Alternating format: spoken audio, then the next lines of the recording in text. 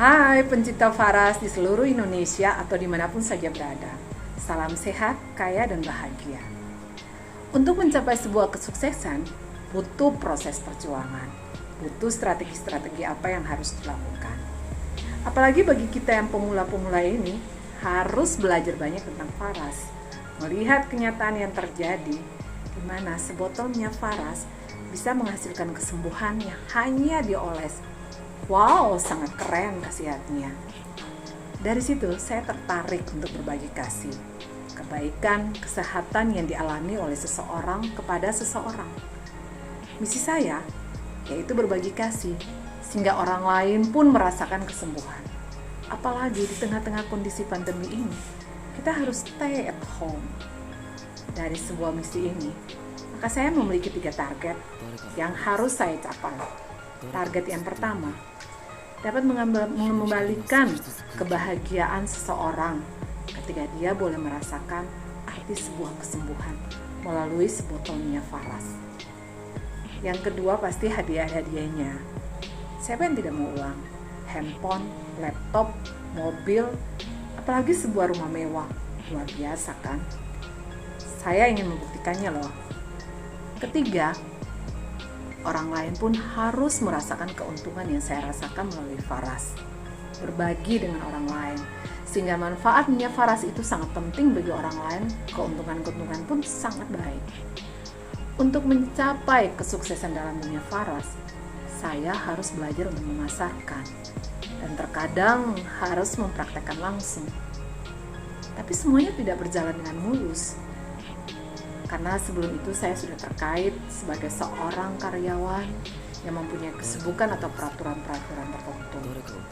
Tapi tidak mematahkan semangat saya. Dimanapun saya pergi, punya Faras stay at bed. Saya selalu membawanya dalam tas saya. Apalagi ada bonus-bonus promo yang saya dapatkan. Itu saya melihat ada peluang-peluang atau kebutuhan-kebutuhan orang. Saya punya sebuah cerita saat saya kerja, ada seorang oma-oma yang datang ke tempat saya kerja. Pas omanya tegang, ada keluar busa dari mulutnya. Dan ada yang sudah tahu saya memakai minyak Faras. Dan teriak, Faras, Faras, Faras. Saya hadir, saya membuat buang-buang minyak Faras ini. Setelah saya mengoles kepada oma-oma itu, saya sambil berdoa, kesadaran oma itu berbalik.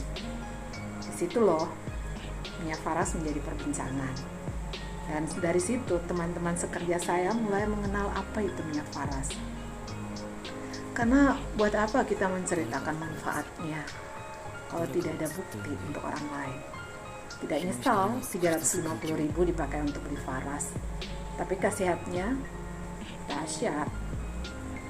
Untuk itu saya harus jeli melihat kebutuhan-kebutuhan orang dan berani mempromosikan pada momen-momen tertentu yang baik, tapi tidak lupa harus terjun langsung, pelayanannya pun juga langsung, yaitu mempraktekkan bagaimana cara mengolesnya kepada tubuh orang tertentu, kemudian bagaimana kalau bisa mengolesnya harus meminum air. Untuk mencapai target-target itu, saya harus melakukan fondasi yang kuat.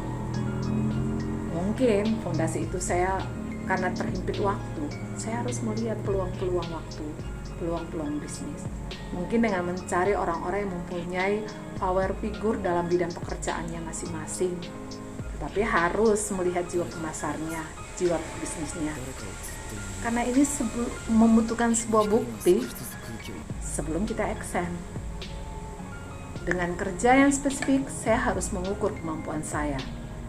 Setelah lolos PTL 2 ini, dan harus memiliki antusias yang rasional, sehingga dengan kurun waktu yang tidak terlalu lama, saya harus mencapai target-target yang dibuat oleh Faras.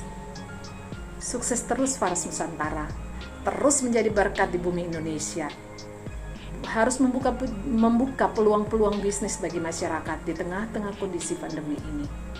Semangat terus, pasti kamu bisa. Sehat, kaya, dan bahagia.